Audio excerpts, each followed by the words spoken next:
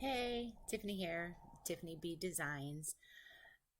So I need to create a mock-up for a new MagSafe case that my printing manufacturer has available for my phone case shop, Cafe Digi Store. So they sent me this image, and it is just an image. So I currently cannot place any of my designs on the actual cell phone cover.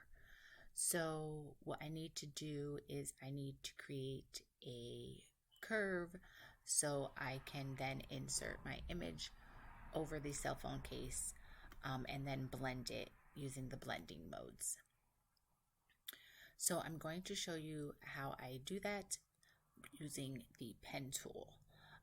Now, if you're not familiar with Affinity Designer, this isn't going to go over any of the basics, any of the toolbars, or any of really of the tools except the tools that I will be using to create this mask to go over the transparent white kind of case image here.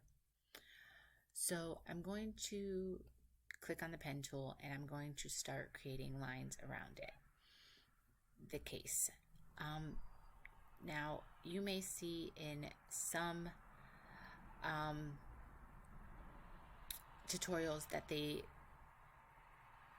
stretch out the curve and do the curve as they are creating. I don't do that, especially with things like this, because everything's kind of so defined. So I just kind of lay out, and then at the end I go back and I adjust all my curves and round all my edges. So again, I'm just going to quickly trace out here where I think the nodes should go. And that seems pretty straight, so I'm just going to make one down here, and then here, and here. And I'm just outlining the outside of the case with the nodes. So now I'll go in closely and I will round all my edges, and I will make sure all the nodes are laid right on the edge of the case. Now if you have to add nodes, all you got to do is click on the line and it'll add a node there for you. So I'm actually going to have to add another one here because it indents there a little bit. Now if it does this, because this is what they call a smooth node, so it rounds both edges at the same time. So if you have that, what you want to do is you want to hold Alt and then grab your mouse, and then it will only do one edge instead of rounding them both at the same time. And I'm just going to stretch this down and curve this back out slightly, like so. Let me see.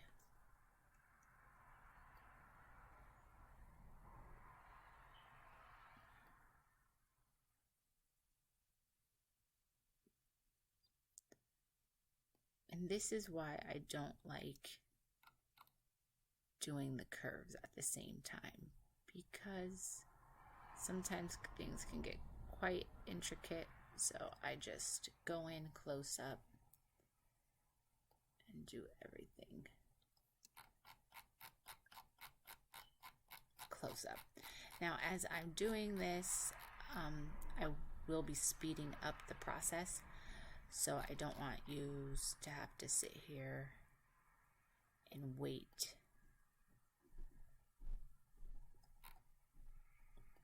So anytime I'm not talking, you will just be sped up.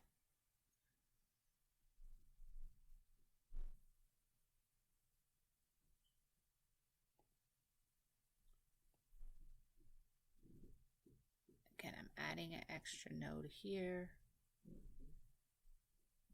because a little divot here in the case. And again, I'm going to hold Alt and bring that down. Move this over. Bring that back up a little bit. Grab this node and move it over and up.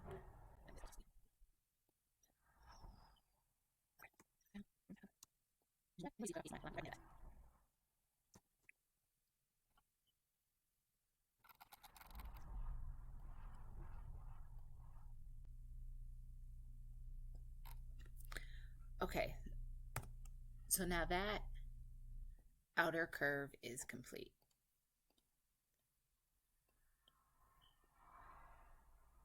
Now I have to make curves for the buttonholes and a curve for the camera. So I'm going to do the camera first.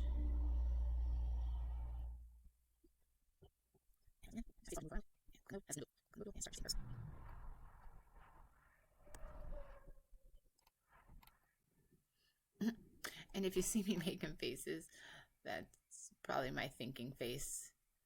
My husband says I have a thinking face. I feel like I might have a thinking face too. I can feel like my lips opening, and it's like my concentration face.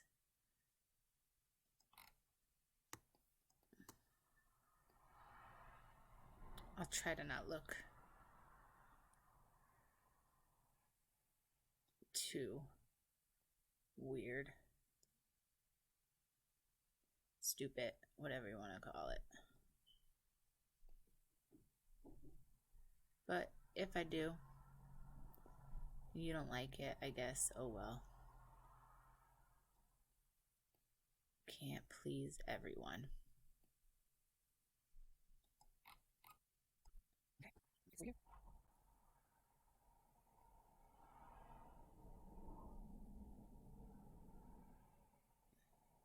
And these little handles come in really handy too, to get like really close to maybe like the lower area. You just kind of got to play around with them a little bit. This side too here. This there. Let's see if I can get that in closer. Maybe if I move this to the edge. A little bit. There we go. Let's see.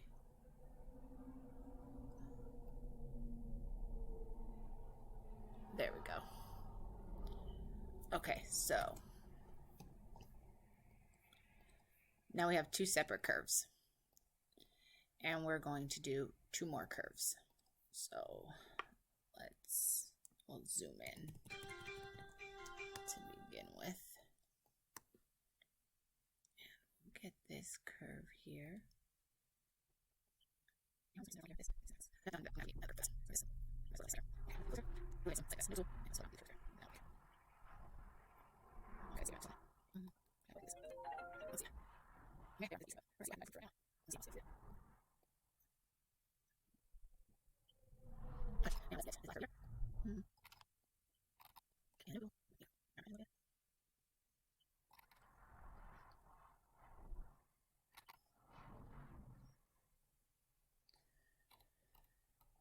Okay. So now I have all the curves. So now I'm gonna change some colors here. So we want this curve to be cut out of this curve to create a hole in that shape. So what I'm going to do is I'm going to select both of them, and then I'm going to click subtract, and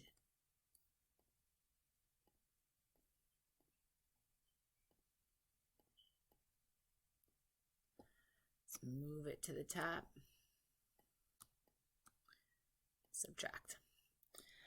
So the curve has to be above the curve you want to subtract from.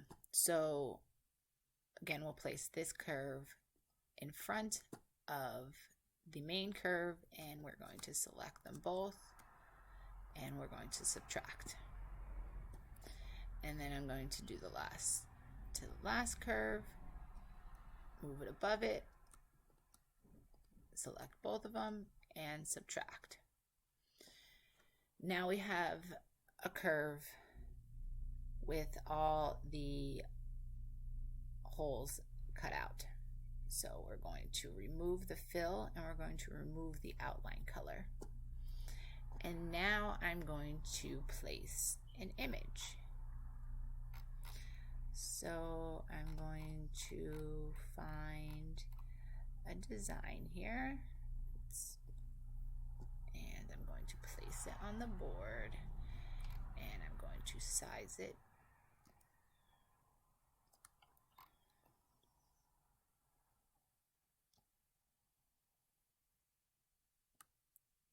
Okay, and then I'm going to place it inside my curve. Now once it's inside my curve, I'm going to move it around. And now I am going to change the blend. Sometimes multiply works, but it doesn't work for this specific background. Screen seems to work better. So that is what I'm going to go with. And there's my screen, and there is my design on my case. And you can see it takes over the shine, and it has all the outcuts and the holes. And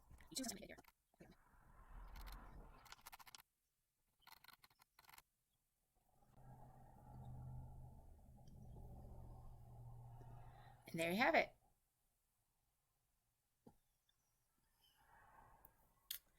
Creating a curved mask layer for your image, and you can really do this with any image that has a white background. So you can add your design into anything with a white background, whether it be a shirt, a purse, anything like that, just by easily creating a curve outline as a mask, using that as a mask, and then inserting your design into that curve. So there you have it. I hope y'all learned something, and subscribe, like, to get more tips for Affinity Designer and things that you can do using Affinity Designer. Hope y'all enjoy your day. Take care.